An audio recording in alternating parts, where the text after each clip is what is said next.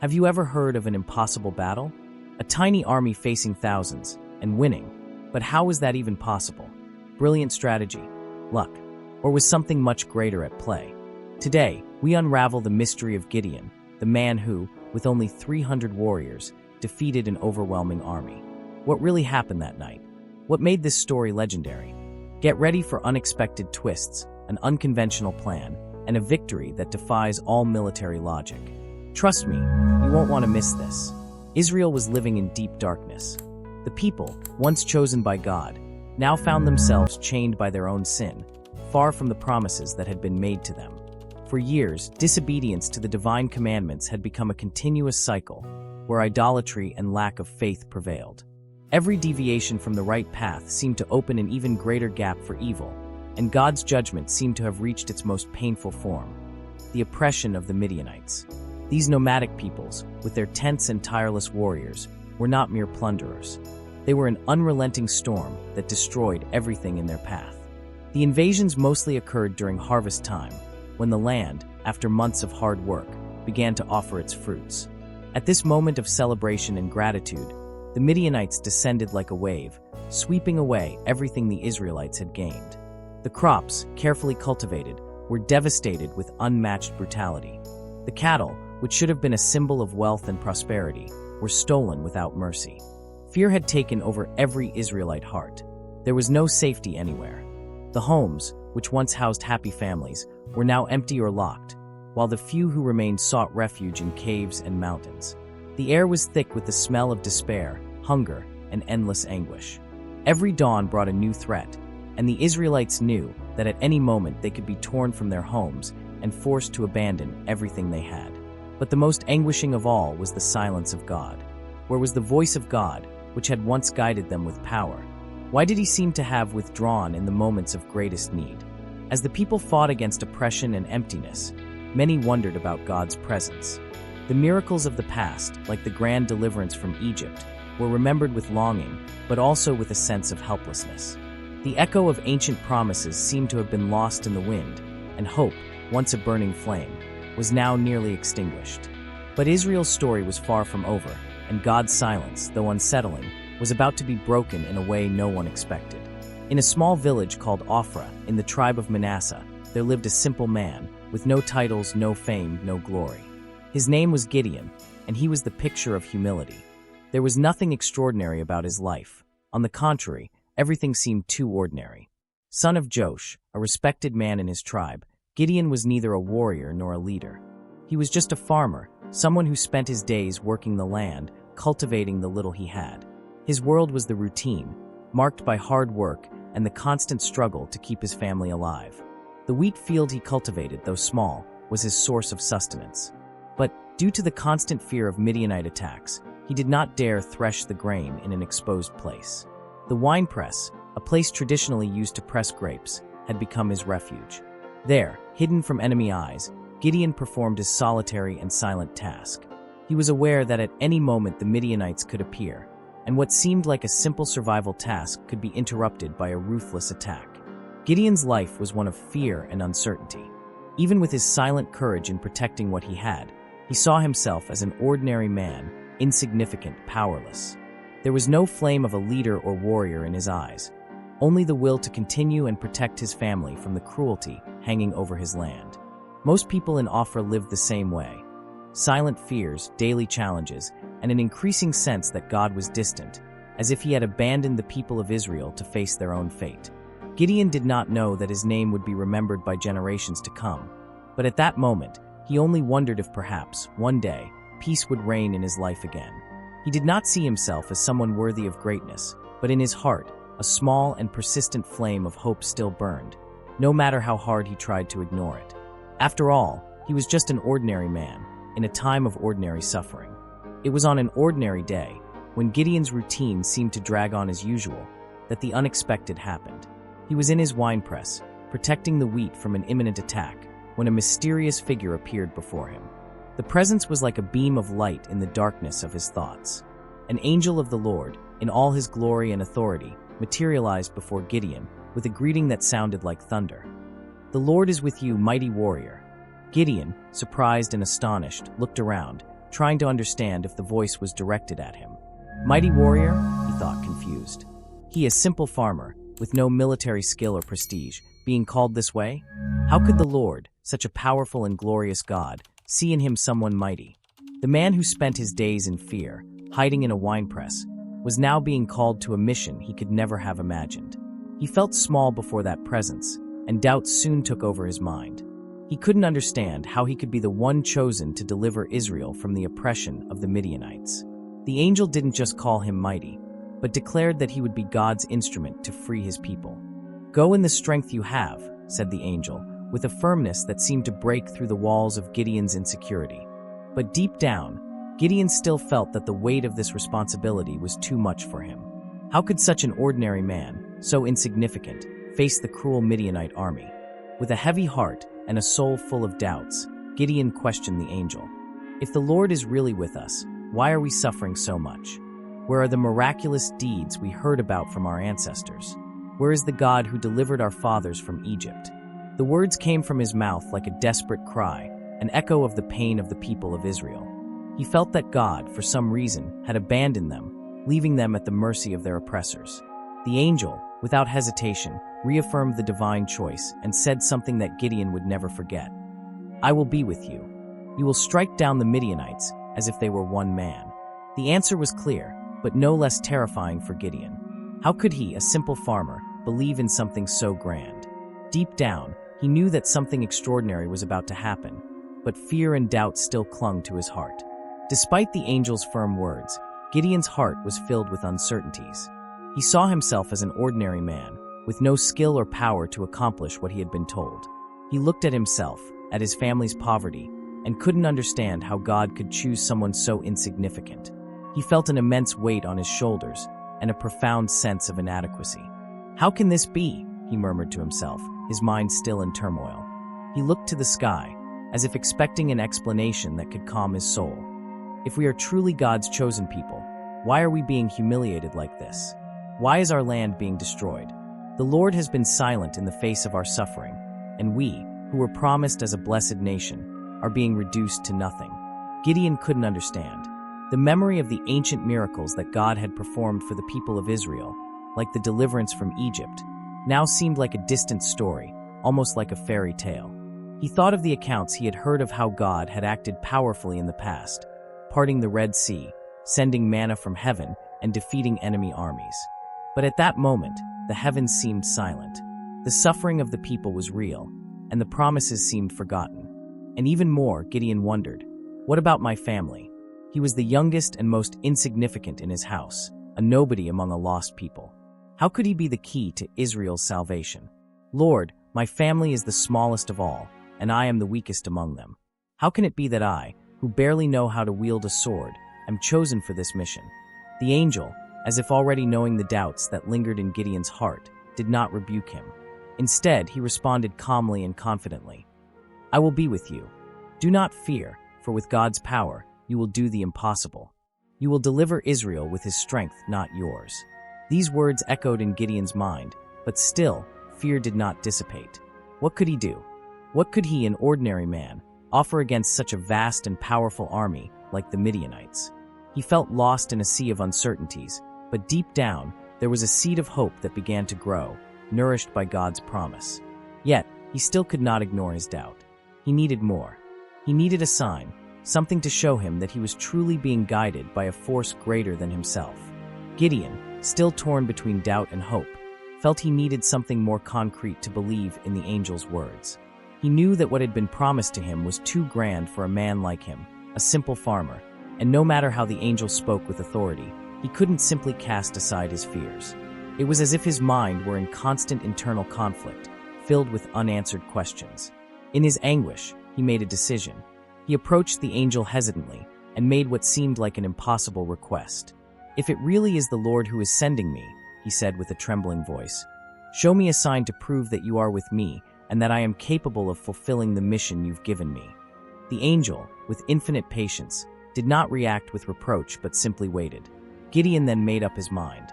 He went to his home, prepared an offering of meat and unleavened bread, and placed it on a rock, as was the tradition. He wanted to do something worthy of such a great God, something that showed his reverence. He placed everything on the makeshift altar, and with a deep sigh, waited for a response.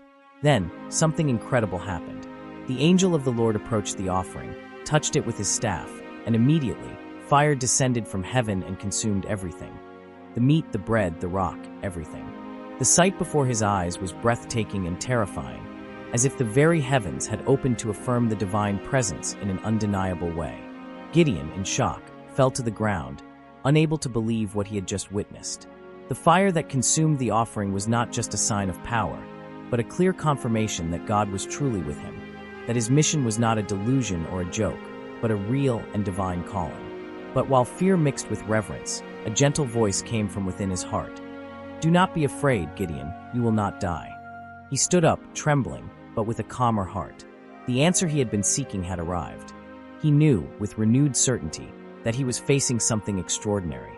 The fire that consumed the offering not only sealed the authenticity of Gideon's call, but also kindled a flame within him, a flame of faith that, although fragile, began to grow. He was no longer alone. God was with him, and with that certainty, he began to understand that his life was about to change forever. After the remarkable sign that God had given to Gideon, something inside him began to change. The doubt and fear that had once dominated him were gradually giving way to conviction. He now knew that the mission was real and that the strength he needed did not come from himself, but from God. However, there was something he had to do before moving forward. Remove the idolatry that had taken root in the hearts of the people of Israel. The worship of Baal and the idols of Asherah were corrupting the nation, and God wanted Gideon to begin his mission of liberation there by destroying the altars that dishonored the Lord. The divine command was clear: destroy the altar of Baal and the Asherah pole that are in the city of Ophrah. Gideon felt the weight of this order, for he knew that this action would not be seen favorably. The altar of Baal was in the center of the city and was venerated by many.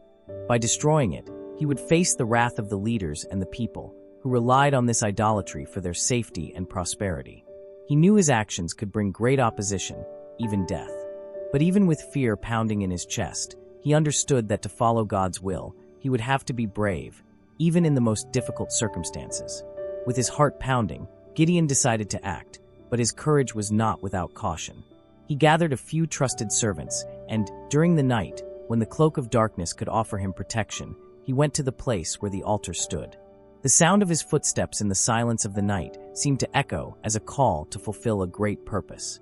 With determination, he tore down the altar of Baal, smashing the symbols of idolatry that profaned the land of Israel.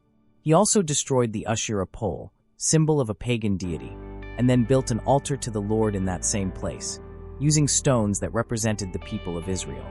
Those stones, now reverently arranged, were a clear sign that that land would be consecrated to the living God.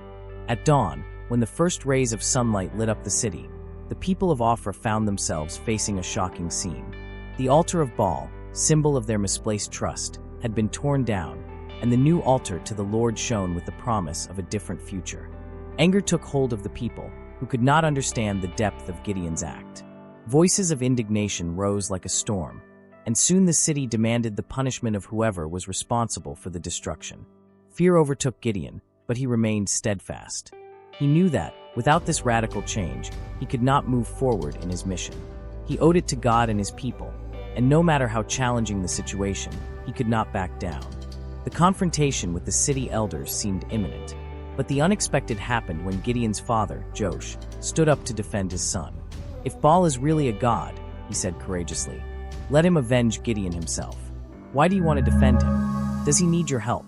Josh, with a wisdom that could only come from the Lord, was challenging the people's belief, pointing out the futility of trusting in Baal. The people, surprised and confused, retreated. The act of destruction not only challenged the idols, but also the conventions established by generations. Gideon, now more determined than ever, knew that the real battle was still to come. The fight against the Midianites would be intense, but the victory began with the purification of the land and the restoration of worship to the true God. Gideon's heart was heavy.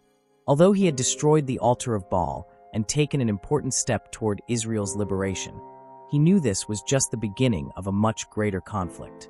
The Midianites, Amalekites, and other eastern peoples were preparing for a new invasion, and the threat hanging over Israel was overwhelming. Fear was in the air, and the people of Israel were acutely aware of their vulnerable position.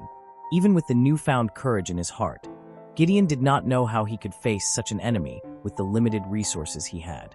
Those who had joined his call were few. His land was devastated, his crops stolen, and the people's ability to resist seemed weakened. As a leader without military prestige, Gideon had no trained army or large force to face the invaders. But even so, he could not simply accept defeat. The freedom of his people depended on bold action. Then, in the midst of his anguish, God spoke to him again, assuring him that he was with him and that he should gather the tribes of Israel to fight. Gideon, with a mixture of apprehension and faith, blew the trumpet, a clear and powerful signal of summons, and sent messengers to the tribes of Manasseh, Asher, Zebulun, and Naphtali. He hoped that the people, hearing the call, would join his army, but at the same time, he feared there would not be enough strength to face the enemy.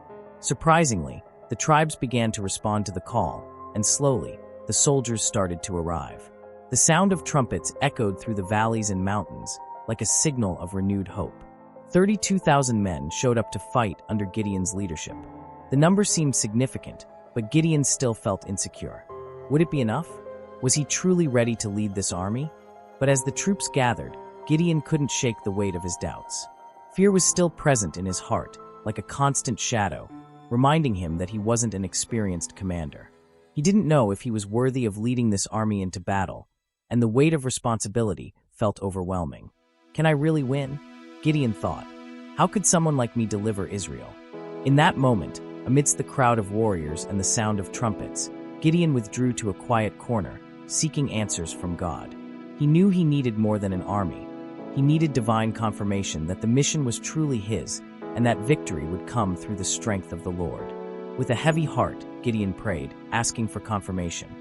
Lord, if it is really you who is with me, prove it to me again. I can't act without knowing that you are leading this battle. And God, with patience and mercy, answered. The silence was absolute when Gideon withdrew to pray, his spirit restless and his hands sweaty, tightly gripping the trumpet he still carried. He felt the weight of responsibility on his shoulders.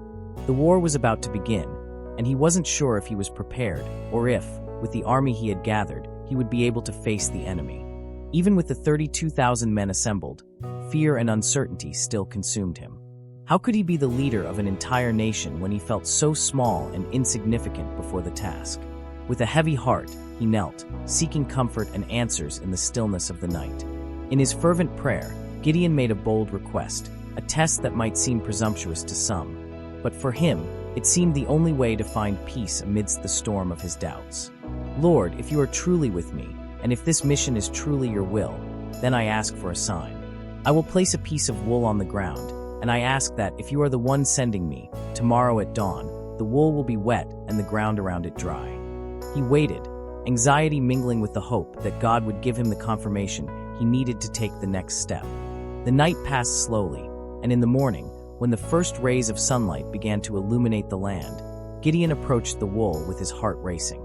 To his surprise, the piece of wool was completely wet, while the ground around it remained dry, just as he had requested. The momentary relief was almost tangible, but Gideon, still unsure and fearful, felt he couldn't rely on just this sign. He needed more, something even clearer, for the battle against the Midianites was approaching, and he couldn't afford to fail. Then, in a moment of vulnerability, he knelt again, looking to the sky and humbly asking, Lord, don't be angry with me, but I ask for one more proof. Now, I ask that the wool be dry and the ground around it be wet. He knew he was asking for another confirmation, something many might find excessive, but his heart was divided, and he needed to be sure that God wouldn't abandon him. With patience, he waited. The day passed slowly, but by nightfall, Gideon could hardly wait to see what would happen. When dawn came, he rose and rushed to the field. With trembling hands, he touched the wool. To his complete surprise, it was completely dry, while the ground around it was soaked with moisture. It was the sign he needed. Gideon, now with a firmer heart, understood that God was with him. He didn't need a vast army, nor grand military strategies. Victory would come through total trust in God. Feeling stronger and more determined, Gideon stood up. Now he knew the mission was real, and that, though he was insignificant in the eyes of the world, God had chosen him to carry out this great work. With renewed confidence, he was ready to lead Israel's army, not on the basis of his own strength, but with the strength of the Lord by his side. The sound of trumpets echoed through the hills, and Israel's warriors were lined up, ready for the approaching battle. Gideon's army, now made up of 32,000 men, seemed large enough to face the vast coalition of Midianites and Amalekites that was coming. But even with the newfound confidence from the signs he had received from God, Gideon still felt a weight in his heart. How could he, with so many enemies, guarantee victory? Anxiety consumed him, and doubt remained. That was when, in the silence of the night, God spoke to him once more, bringing a message that deeply surprised him. God told Gideon that the army was too large, that the number of men gathered could lead Israel to believe that victory came from their own strength, not his divine power. With that, the Lord asked Gideon to reduce the number of soldiers. At first, Gideon didn't understand. How could he reduce the forces he had gathered, knowing the enemies were so numerous and the battle would be so hard? But in obedience to God, he called the men for an important announcement. With a firm voice, Gideon said to his soldiers, "Anyone who is afraid to face the enemies may return home." The words he spoke were simple, but carried an authority he didn't know he had. And as if fear were contagious, 22,000 men, more than half of the army, immediately turned and went home. They knew that the fear of facing the battle was stronger than the promise of victory. Gideon's heart tightened, and the responsibility on him grew. Now, only 10,000 men remained. Gideon, looking at his reduced army, didn't know what to do. How could he, with only a small fraction of the original army, fight against so many enemies? Despair set in for a moment, but God, in his infinite wisdom, continued to speak to him, instructing him for a new test. "Take the 10,000 men to the stream, and there I will separate them." Gideon, though bewildered, obeyed. He led the soldiers to the stream, as God had instructed, and watched carefully as each one approached the water. Those who knelt to drink directly from the water were sent away, while those who cupped the water in their hands, remaining alert, were chosen.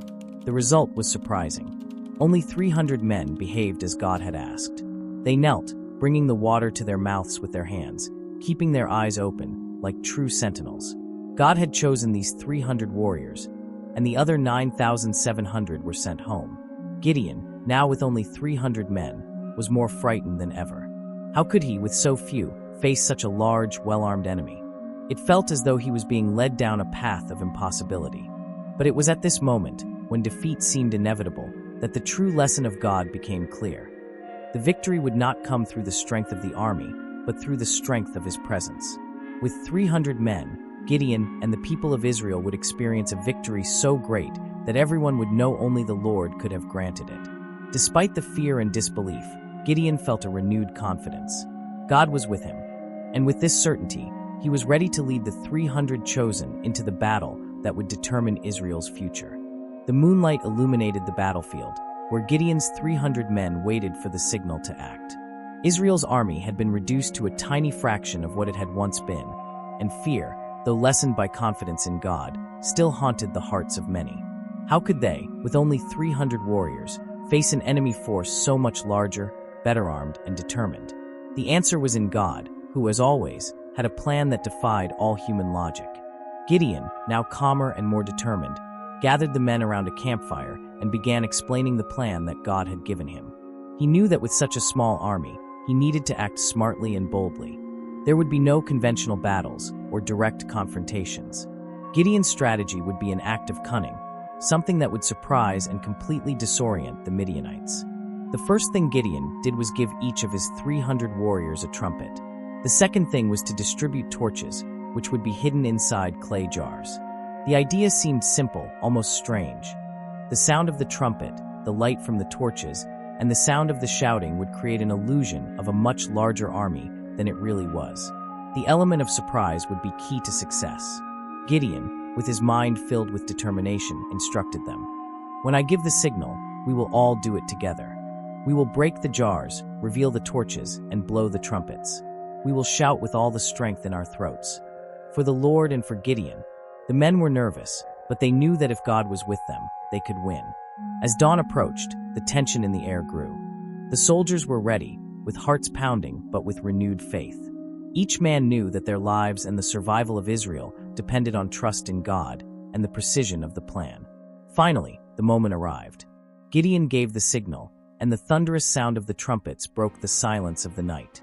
At the same moment, 300 clay jars shattered with a deafening crash, revealing the torches and lighting up the dark field.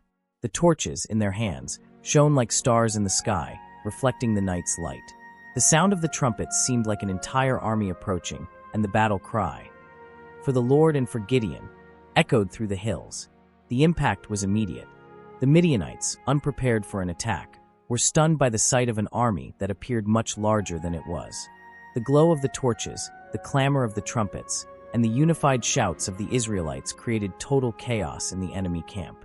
Panic quickly spread among the Midianites, who began to fight each other, unable to tell friends from foes. The chaos spread like an uncontrolled fire. Armed men, once so confident and organized, were now lost, running in all directions, desperate to flee from what they believed was a massive attack. Some threw themselves on their own swords, others fled to the hills, and many disappeared into the darkness of the night. Gideon's 300 men, who had initially been terrified by the disparity between the armies, were now witnessing God's power in action. There was no battle to be fought with swords and spears. The victory had been achieved not through physical strength, but through the power of divine strategy. The enemy was disoriented, and the Israelite army only had to chase the remnants of the panic. The Midianite army, completely destroyed by confusion, was at Gideon's mercy. In one night, an entire army was defeated. The victory was not just over the Midianites, but over Gideon's and all of Israel's fears and doubts. God, once again, showed that with him, victory never comes through human strength, but through complete trust in his power. Gideon's 300 men, now victorious, felt closer than ever to God's greatness. The impossible had become possible, and the story of their courage and faith would be remembered for generations as an example of how trusting the Lord can turn defeat into victory. The night felt eternal, with the sound of the trumpets still echoing in the ears of Gideon's 300 men. The fear of the unknown had given way to excitement for the opportunity before them, but still, the strategy seemed risky. Gideon's army, now divided into 3 small groups, took their positions on the hills around the enemy camp. The darkness of the night became their ally, providing perfect cover for the bold action that was about to unfold. The Midianite camp was quiet, or so it seemed, until the moment of the attack. The enemies were tired from the long journey and battles, believing the night would be peaceful. But the tranquility was shattered by the resounding sound of war trumpets, followed by the crash of jars breaking, echoing like thunder in the hills around. The glow of the torches lit up the darkness of the night, creating a surreal vision of a massive army surrounding them from all sides. The Midianites, their eyes still adjusting to the dim light of the night, saw what appeared to be a massive invading force coming from all directions. The torches, waved by the hands of unknown warriors, seemed to multiply on the horizon, reflecting an image of thousands of warriors advancing to crush them. The sound of the trumpets roared like an entire army, and the unified battle cry, "For the Lord and for Gideon," made the hearts of many enemies race with fear. Panic swept across the enemy camp. The Midianite soldiers, disoriented by the scene before them, began to fight each other, mistaking friends for foes, not knowing where to run or who to attack. The torches, which had once been illuminating their own fields, now flickered like ghosts, making the confusion even more intense. Those 300 brave souls, with their unified cries and the glow of their torches, had created an illusion effect. Fear spread among the Midianites like fire on dry straw. The idea of a force much larger than reality had undone any organization that remained in the enemy army. Chaos was absolute, and the enemies began to flee desperately in the wrong direction. Gideon, with his eyes fixed on his goal, knew this was the decisive moment. The victory was not just in his hands, but in God's hands. The attack was proceeding according to plan, and the Midianites, now completely desperate, began to flee in all directions, leaderless, without direction. The battle was already decided, and Israel's victory was well underway. But as the sound of the trumpets and the shouts still reverberated through the hills, Gideon and his men were ready for the next step. It would not be the end of the war. The pursuit was just beginning, with the enemies fleeing far away. But Gideon knew that, with victory allied to the determination of his men, they would carry that conquest to the end. That nighttime attack was not just a military victory, but a symbol of divine intervention. God's power had proven stronger than any army, more terrifying than any number or strategy. The stars in the sky, and the torches in the hands of Gideon's 300 men were the only witnesses to a miracle in action. As chaos unfolded in the Midianite camp, panic swept over the invaders like an overwhelming wave. The warriors, disoriented and terrified, scattered in all directions, trying to escape what they believed to be an infinitely larger army than their own. The shadows of the night became a treacherous ally, hiding their steps and confusing their senses. But the terror was so great that order was completely lost. Amid the confusion, many of the Midianites began to fight each other, confusing friends with enemies. Some tried to escape in all directions, but the real battle had already been fought in the minds and hearts of the soldiers. The sound of the trumpets and the glow of the torches still echoed in the air, a constant reminder of their impending defeat. Fear blinds and disorganizes even the most experienced, and that is what happened to the Midianites, a strong and confident army, now running desperately to save their lives. Gideon, seeing the enemy's flight, knew that victory was within his grasp, but there was still more work to be done. It wasn't enough to simply watch the enemies flee. The opportunity to completely destroy the invading forces and secure Israel's safety was now, while the panic still spread. With renewed courage, he called upon his 300 men to pursue. Without wasting time, the Israelites began following the enemies at an unrelenting pace. The Midianites, now in chaotic flight, were at a severe disadvantage, and the chase became a merciless hunt. Gideon's 300 men were determined, though exhausted, and the fighting spirit drove them further and further. As they moved forward, the rough terrain and the challenges of the journey seemed to have no effect on the Israelite warriors. God's strength seemed to guide them, and exhaustion was not an option. The mission was clear: no enemy was to escape. And so, despite the fatigue and hunger, Gideon's 300 men did not waver. They knew victory was within reach, and nothing could stop them now. The neighboring tribes were called upon to assist in the pursuit. Gideon, realizing the importance of capturing the fugitives before they could regroup, called on the warriors from Ephraim, Issachar, Asher, and other tribes. The allied forces were now growing, but the spirit of unity and determination was evident in all the soldiers, while the Midianites, like a lost flock, fled in desperation. No matter how fast they ran, the Midianites' fate was already sealed. They were being hunted, and the fear that had been their ally until now was betraying them. Every misstep took them further from salvation, while the Israelites, relentless in their divine mission, pressed forward without mercy in their pursuit. The chase seemed endless. Gideon and his 300 men, though filled with unshakable courage, were starting to feel the effects of their exhaustion. The days of pursuit had been long, and their strength was running low. Their feet, tired from so much running, began to feel like anchors, and their bodies, despite their determination, were begging for rest. But Gideon knew they couldn't stop, they couldn't relent. Victory was within reach, and each step forward meant another enemy lost to the chance of regrouping. The condition of the terrain didn't help. The ground was uneven, with rocks and valleys making the march more difficult. The lack of supplies was becoming more apparent, and hunger was a constant presence, like a shadow that followed them with every kilometer. Yet, none of Gideon's 300 men seemed willing to give up. The fighting spirit, forged in the trust that God was with them, was stronger than the weariness. But there was no time for complaints. They were so close to completing their mission. The flight of the Midianites was still underway, and they couldn't give the enemies a chance to regroup or escape further. Gideon, with his eyes focused on the goal, continued to lead his men, doing all he could to keep their spirits high. He knew victory depended on their perseverance, and he wouldn't let fatigue defeat them now. The 300, though exhausted, were driven by a strength beyond the physical. Their hearts were filled with a burning determination. Each one of them remembered the fields of their lands, the families they had lost or almost lost to the oppression of the Midianites. The revenge for the destruction of their crops, the theft of their goods, and the humiliation of living in fear pushed them even harder. Gideon, despite his own weariness, never faltered. He knew the glory of victory wouldn't be his alone. It would be for all the people of Israel, of whom he now felt more a part than ever. His face was marked by tension, but his eyes still burned with the flame of hope. He didn't let fatigue overcome him. The pursuit stretched on day and night, but Gideon's 300 men didn't stop. With every step, the strength of the Midianites diminished. As Gideon and his warriors pressed on relentlessly, the forces of Israel grew closer, making it clear that the war was not just about battles, but about faith, willpower, and unity.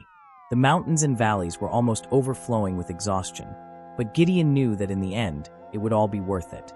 The end of Israel's oppression was near, and though the path was tough, he and his men were closer than ever to the final victory.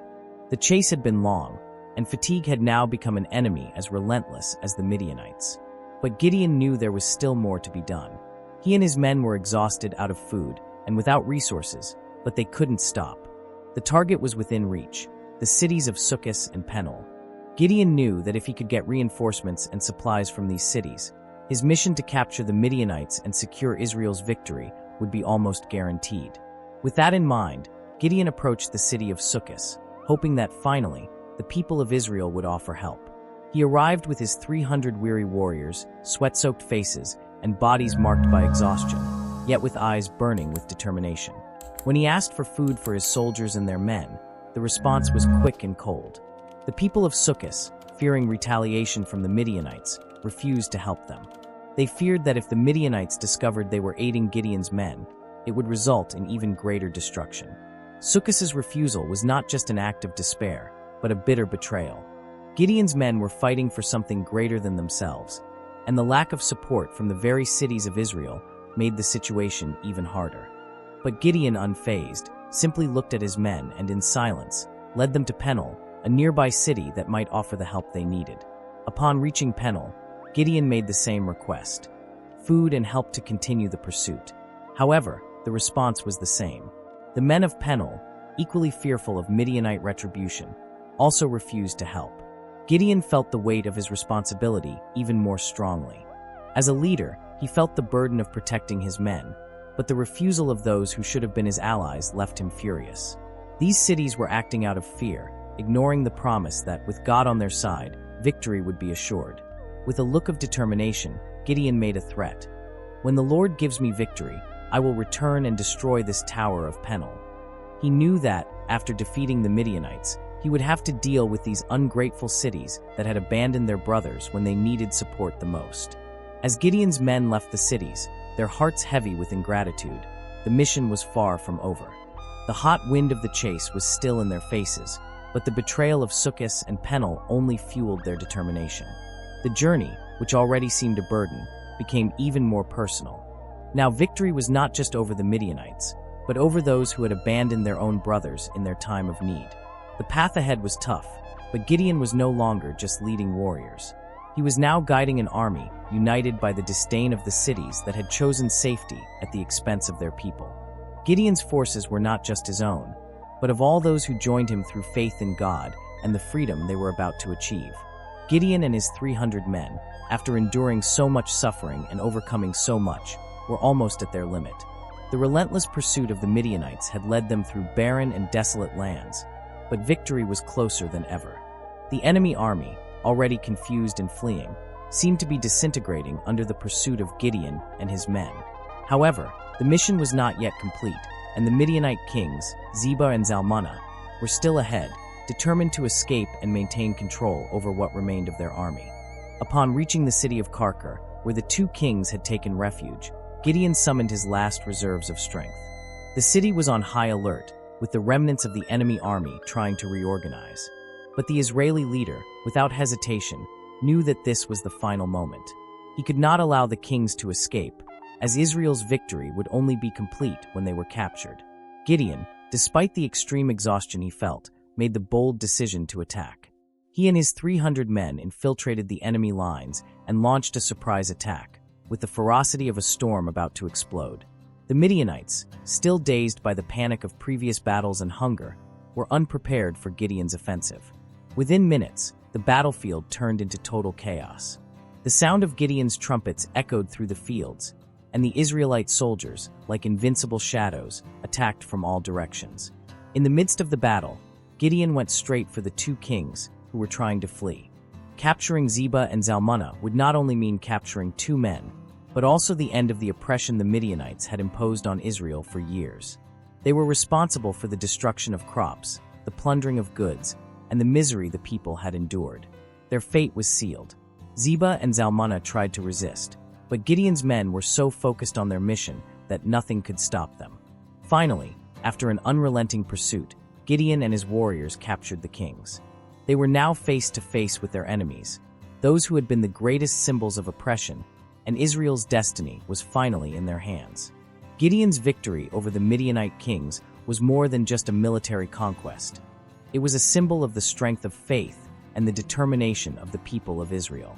They had faced nearly insurmountable adversity, and now they were about to enjoy the freedom they had fought for with such courage. But Gideon knew that the true victory was not just in capturing the kings, but in restoring peace and prosperity to his land and people. With Zebah and Zalmunna captured, Gideon began preparing for the final phase of his mission.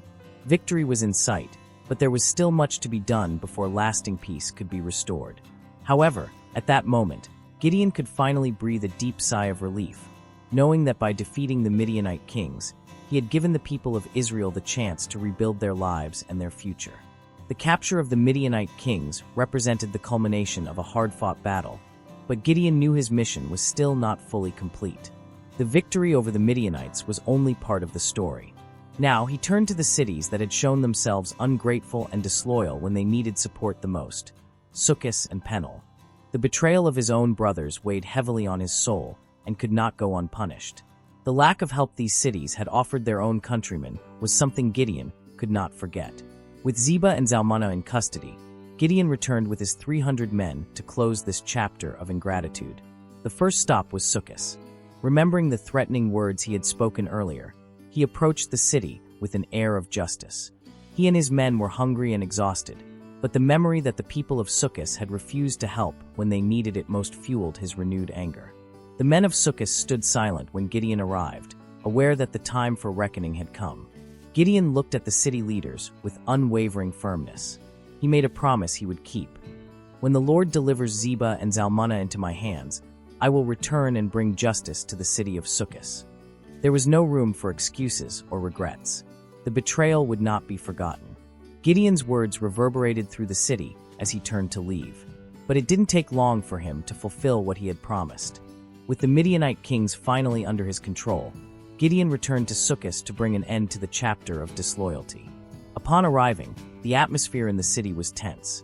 The leaders of Sukkot, seeing that there was no escape, tried to negotiate, but Gideon was not willing to listen. The city that had refused to help in a time of need would now face the consequences of its ingratitude. Gideon ordered that the leaders be punished, and the city of Sukkot was chastised. Justice was done, and Gideon's words, which had been a warning, became a harsh reality for the city. But there was still another city that needed to be held accountable: Penel. Just like Sukkot, Penel had denied help to Gideon's warriors, and now it was time to pay for their lack of support.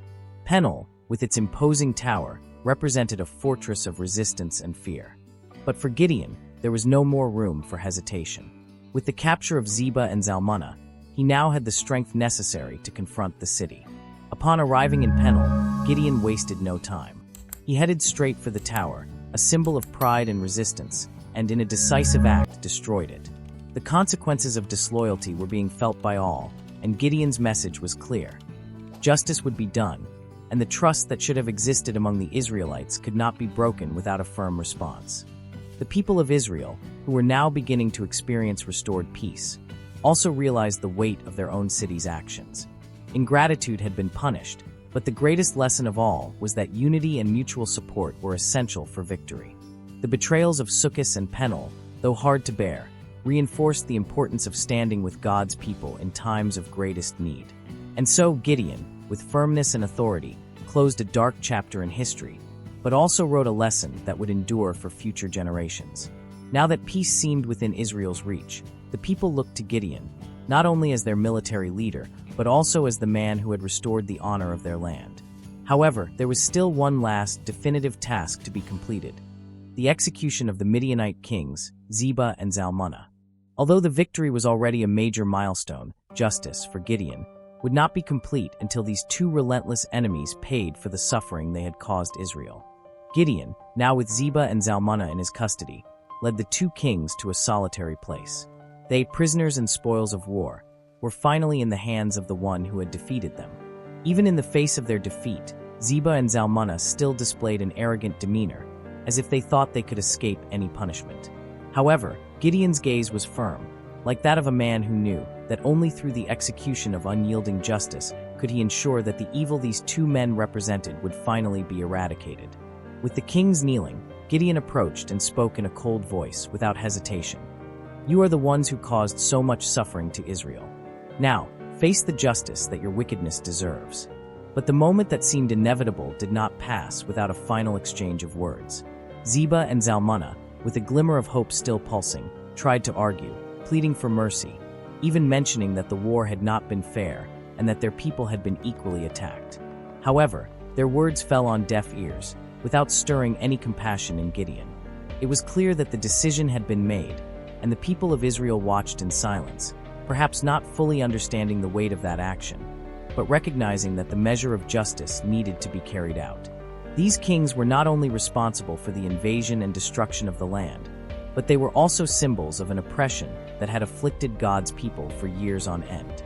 This was the final moment of divine vengeance, a vengeance not driven by anger, but by the need to restore the dignity and balance of Israel. With a decisive strike, Gideon sealed the fate of Zeba and Zalmunna. Their death marked the end of a cycle of suffering and terror that had plagued the Israelites for so long. Justice had been served, and the people could finally breathe easy. Gideon's vengeance, far from being an act of cruelty, was in fact a necessary step to ensure that the enemies of God and Israel would no longer rise against them. Gideon's triumph over the Midianite kings was now a definitive victory. After the execution, Gideon looked out over the horizon, feeling the weight of the responsibility he had carried until that moment. He knew that the cycle of pain and oppression was indeed over, and the people, who had long been crushed under the rule of the Midianites, were now beginning to experience a new era of freedom. Gideon's mission was accomplished, and his courage and faith in God had led Israel to a more prosperous future. But in the end, more than the execution of the enemy kings, Gideon's greatest legacy would be his example of leadership based on faith and justice, which would inspire future generations to follow the path of truth and unity, always remembering that sometimes true victory comes only when we decide to face adversity with unwavering courage and determination. With the overwhelming victory over the Midianites and the death of their kings, Gideon returned as a hero to Israel. The people, who had once lived in constant fear and oppression, now felt liberated and safe. Across the land, cities began to celebrate the victory, and the Israelites gathered in large crowds to pay tribute to the man who, under divine guidance, had brought peace. Gideon was welcomed as a victorious leader, a man who not only defeated Israel's enemies, but also led them on a path of restoration and hope. Amid all this acclaim, an unexpected proposal arose. The leaders and elders of Israel approached Gideon, full of gratitude and reverence. "You, Gideon," they said, "have saved Israel from oppression and brought victory over our enemies. The Lord was with us, and you were his instrument. Now, how about you reign over us? Be our king, you and your descendants forever." The offer of a hereditary reign was a grand proposal, and the Israelites were ready to place the power in the hands of the man who, to them, seemed to have been chosen by God to rule with justice. However, Gideon was surprised by the request. He had not expected that, after so much struggle and sacrifice, the people would want him to take a throne. He looked at the leaders, who awaited an answer with anticipation, and with humility, rejected the offer. "I will not rule over you," he replied firmly, "nor will my son rule. The Lord is the only one who should be king of Israel." This moment of refusal could have been seen as a great gesture of humility, but it also left a significant mark on Israel's history. Gideon was clear in his vision. He was not the true sovereign of Israel, and his role was only that of a faithful servant of God, who had been called to deliver his people and guide them back to peace. By rejecting the crown, he was reaffirming that Israel's authority came solely from God and not from a lineage or human authority. However, as much as he had rejected the title of king, Gideon was not immune to the temptation of power. The fame and flattery, which had been inevitable amidst the victory, planted a seed of desire in his heart. In a moment of weakness, Gideon did something that contradicted his refusal to become king. He asked the people to give him a portion of the spoils of war, a significant amount of gold from the plundered Midianites. The people complied with the request, and Gideon made from the gold a piece of clothing, an ephod, which in ancient times served as a sacred object.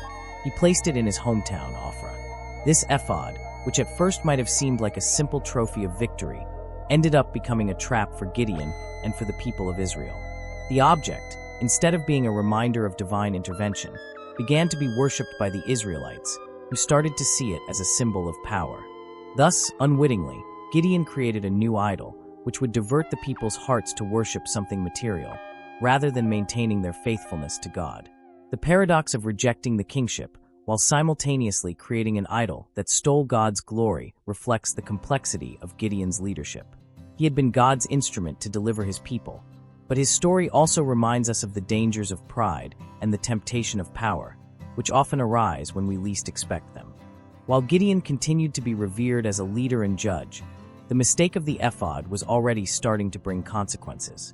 The people, who had experienced victory, now found themselves facing a choice: to continue worshiping the God who had delivered them, or to give in to the temptation of what seemed more tangible and visible. Gideon, with all his virtues and flaws, became in this way a reflection of Israel's own story. A people chosen by God, yet with a tendency to stray when confronted with power and the wrong kind of worship. After Gideon's refusal to become king, a feeling of satisfaction took hold of the people. The leader had shown rare humility, and the Israelites felt they were under the protection of a man chosen by God. However, the peace and prosperity they had achieved would not last long, as the temptation of idolatry was about to take hold once again. Though Gideon had rejected the crown, he could not completely escape the attraction of power and recognition. During the distribution of the spoils of war, the people offered him a generous portion of gold. Gideon, with a thoughtful expression, accepted the gift, which consisted of many rings, bracelets, and other golden ornaments. The shine of the metal seemed to symbolize the victory and honor he had earned. With the spoils, he ordered an ephod to be made, a sacred object used by priests to seek God's will, and placed it in Ophrah, his hometown. The creation of the ephod seemed, at first, like a simple continuation of his journey of spiritual leadership. However, there was something dangerous in this. Instead of using it as a reminder of God's greatness and power, Gideon allowed the object to become a symbol of his own victory. The gold, shiny and valuable, began to take center stage, overshadowing the true reason why the Israelites had been delivered. Over time, the people of Israel began to look at the ephod no longer as a symbol of faithfulness to God, but as a lucky charm, something with power of its own. Instead of seeking divine guidance, many began to worship it, attributing their own religious significance to it. Gideon's mistake in creating this object was that he allowed the Israelites to fall back into the trap of idolatry, a trap God had already shown to be harmful during earlier times. Though aware that he had been chosen by God to deliver his people, Gideon failed to realize that this act of creating the ephod reflected his own fragility. He had not known how to deal with the weight of the worship the people had given him, and the object became, in the eyes of the people, just another point of reference that diverted their attention from the Lord. The worship of the ephod spread quickly throughout Israel, and soon the people began to fall into practices of idolatry. They sought answers and blessings through it, forgetting that it was only God, not a golden object, who had given them the victory. The cycle of faithfulness and unfaithfulness, which had always characterized Israel's relationship with their God, was about to repeat itself. Meanwhile, Gideon, preoccupied with the internal issues of his people, may not have realized that the true threat was not from external enemies, but from Israel's gradual distance from God, their true source of strength. The ephod, which should have been a symbol of dependence on God, became an idol, and this would be one of the seeds that over time would lead to the spiritual decline of the people. Gideon's leadership brought an era of relative peace and prosperity to Israel. During the 40 years he ruled, the people experienced relief from the constant invasions and oppressions that had marked their recent history. The lands flourished again, the harvests were abundant, and safety reigned over the cities, something that had seemed impossible during the years of misery under the Midianite yoke. Many Israelites were finally able to breathe without the constant fear of invasions and plundering. The cycle of suffering was broken, and a new generation grew up without knowing the fear that their parents had experienced. Gideon, although he never formally assumed the position of king, became an unquestionable leader. His name was revered, and his authority was recognized throughout the nation. People came to him seeking wisdom, guided by his strength of character and the experience gained in battles. The people were grateful for everything he had done for Israel, and there was no doubt that he was a man chosen by God. During those 40 years, peace seemed to have finally been established. However, the true essence of this peace lay more in the absence of external wars than in a genuine renewal of the relationship with God. The absence of visible enemies led the people to begin relaxing in their faith. The reminder of the need to depend on God was slowly replaced by complacency, and the Israelites began falling into the trap of tranquility. There was no longer the urgency of prayer for deliverance, nor the hunger for miracles, as in the times of great battles. The people, now protected, began to forget that true peace is not only achieved by the absence of external conflicts, but by faithfulness to God. The spirit of gratitude began to weaken. The younger generations, who had grown up in times of prosperity, began to see worship of God with less reverence. They had everything they needed and felt little need to seek the Lord with the same fervor as their parents had. Tendencies toward idolatry, fueled by the mistake of Gideon's ephod, began to spread once again. While Gideon had brought peace to the nation, he had not fully restored the people's hearts to God. And while Israel enjoyed this temporary peace, Gideon, now aged, knew his time was coming to an end. He had witnessed God's victories and the joy of the people, but he had also seen how the Israelites returned to their old tendencies of unfaithfulness. Gideon's heart was still firmly anchored in God, but he worried about what would happen after him. What would become of Israel when he was no longer there to guide them? At the end of his life, Gideon withdrew to rest, knowing his role in Israel's history had come to a close. The legacy of his leadership, marked by victory over the Midianites and the peace he brought, would be remembered, but he knew that times of peace did not guarantee a secure future.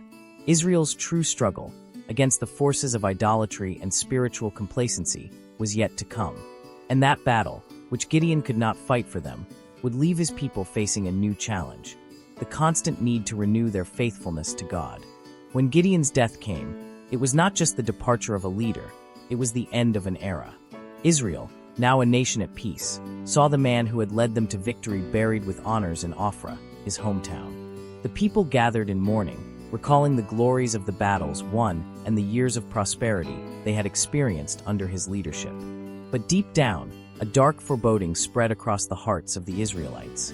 Gideon had been a beacon of strength and courage, but his legacy was beginning to fade, and Israel would soon face the consequences of a void in spiritual leadership. Gideon's death revealed something deep about the people of Israel. Their faithfulness to God was superficial and unstable. During his life, the people had united around him, not only as a military leader, but as someone who seemed to have a direct connection with the Lord. When he departed, the void left by his absence was not filled with a renewed faith in God, but with a gradual return to old habits of idolatry and unfaithfulness. The most alarming development was the growing worship of the ephod that Gideon had created. During his lifetime, idolatry had largely been suppressed. But with his death, the Israelites began to look at the ephod with increasing reverence, seeking answers to their troubles from it instead of turning to God. The gold, which should have been a symbol of victory and divine provision, was transformed into an idol, and the nation began to drift further from its true source of strength. What seemed to be a period of lasting peace quickly unraveled into divisions and despair. Israel, without a clear leader, began to fragment into tribes and factions, each following its own vision and interests. Worship of Baal and other foreign gods, which had been limited during Gideon's reign, began to spread again. The Israelites, now without the great leader who had united them, were at the mercy of spiritual temptations that had always drawn them away from God. The impact of this spiritual decay would soon be felt across the nation. The promises of prosperity and security that God had made to Israel were conditional on their faithfulness. Without Gideon's leadership and with a return to idolatry, the people of Israel stood on the brink of a new period of decline and oppression. They had known peace, but had not learned how to maintain it in a lasting way, as they had never invested in building an intimate and faithful relationship with God. Gideon's death, therefore, not only marked the end of an era of peace, but also signaled the beginning of a cycle that would repeat many times in Israel's history. The failure to maintain faithfulness to God when things were going well. Gideon, the great deliverer, was no longer there to prevent the people from returning to their old habits, and the nation, just like before, was about to fall again into the hands of its enemies. Not by military strength, but by the spiritual weakness that had taken hold of Israel's heart. Gideon's name spread throughout Israel as a symbol of courage, strength, and faith. However, the impact of his leadership was not limited to the nation he had freed, but also to his own family, who would carry the weight of his legacy. Gideon had 70 sons, the result of several wives and concubines, which in itself reflected the importance he had gained in Israelite society. But among these sons, one stood out for his ambition and desire for power: Abimelech. Abimelech, the son of Gideon and a concubine from Shechem, grew up with a sense of superiority. He saw in his father not just a figure of respect, but an opportunity for advancement. He believed that, as the son of Gideon, he had the right to inherit the power and influence his father had built, and began planning how he could take Israel's leadership for himself. With the desire to establish his own reign, Abimelech went to Shechem, an important and influential city among the tribes of Israel. There, he sought the support of local leaders, appealing to the fact that he was one of their own brothers, and therefore should be the legitimate successor to his father. In a strategic move, he used the wealth gained from the gold of Gideon's ephod to corrupt the leaders and secure their alliance. With Shechem's help, Abimelech murdered his 70 brothers, a brutal act that would forever mark him as a man stained by the blood of his own family. Only Jotham, Gideon's youngest son, managed to escape, and in doing so, he pronounced a curse on Abimelech and the men of Shechem. With courage, Jotham climbed Mount Gerizim and told a parable that warned of the consequences of murder and the pursuit of power at any cost. Abimelech, now installed as Israel's leader, began to rule with an iron fist. However, his reign would be short and turbulent. The spirit of betrayal he had fostered, and the crimes he had committed to seize power, would eventually turn against him. His reign began to crumble as the alliance with the men of Shechem deteriorated, and the curse pronounced by Jotham seemed to start coming true. The story of Abimelech serves as a grim reminder of what happens when the pursuit of power and personal ambition overshadow the values of justice and integrity. Gideon's legacy, which could have been a lineage of wise and just leaders, was marred by betrayal and violence. And thus, the dynasty of Gideon, which had promised stability and prosperity for Israel, ended up being a tragedy of division and familial conflict. Finally, the fate of Abimelech was sealed in an act of violence, where he was mortally wounded during a failed attempt to crush a rebellion in Thebes. He died humiliatingly, asking one of his men to kill him with his sword to avoid being killed by a woman, whose rock had caused his fatal wound. Abimelech's death symbolized the end of his tyranny and the collapse of his boundless ambition. Gideon's legacy, on the other hand, still echoed throughout the land of Israel, but in a quieter way, reflecting a harsh truth. Despite all of Gideon's strength and leadership, true succession does not come by force, but through faithfulness to God. And in the case of Abimelech, his insatiable thirst for power and his betrayal of his own blood had ruined any chance for Gideon's name to be honored justly. The story of Gideon, with its journey of humility, doubt, victory, and tragedy, offers profound lessons that echo across generations, spanning centuries of history. His life became a reflection of the complex dynamics of human nature and the mysterious ways in which God works in history, often using the unlikely and the weak to accomplish the greatest feats.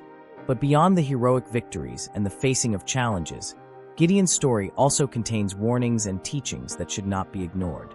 First, Gideon's selection as Israel's leader highlights God's sovereignty in his choices. Gideon was not a great warrior, nor a man of high position, but God chose him to accomplish something great. His story is proof that God doesn't choose the qualified, but qualifies the chosen. This is a fundamental principle. True strength and power do not come from our abilities, but from God's presence and guidance. Like Gideon, many people may feel small or insignificant in the face of life's challenges, but courage does not lie in our abilities, but in the trust we place in God. However, Gideon's journey also brings to light the internal struggle between faith and doubt. Even in the face of a direct call from God, Gideon was not immune to fear and insecurity. His requests for signs, his hesitation, and even his doubts about the truth of God's promise show that even the strongest and bravest heroes of faith face moments of fragility. This part of his story humanizes Gideon and makes anyone who feels weak or uncertain identify with him. The struggle against uncertainties and the need to confirm God's plan are natural, but the lesson here is that true faith is built on trust, even when we don't have all the answers. On the other hand, Gideon's rise and his victory over the Midianites also serve as a warning about the dangers of arrogance and pride. The moment when God reduced the number of soldiers to only 300 men is a powerful metaphor for the need for humility. With such a small army, Israel had no way to boast of its own strength. It was God, and only God, who gave the victory. But like many great leaders, Gideon found himself tempted to accept a title that was offered to him. The people of Israel wanted to crown him as king, but Gideon, in an act of wisdom, refused the offer, reminding everyone that the true sovereign of Israel was God. However, the fact that he made an ephod, and the people began to worship it indirectly, is a somber reminder of how even the most devout can be corrupted by power and flattery. And finally, the story of Gideon culminates in the tragedy of his son Abimelech, a reflection of the flaws and limitations of his own legacy. Gideon, with all his bravery and faith, was unable to prevent his own blood from becoming a tool of destruction. Abimelech, driven by an overblown ego and an insatiable desire for power, destroyed his father's lineage, bringing disgrace to his family and his nation.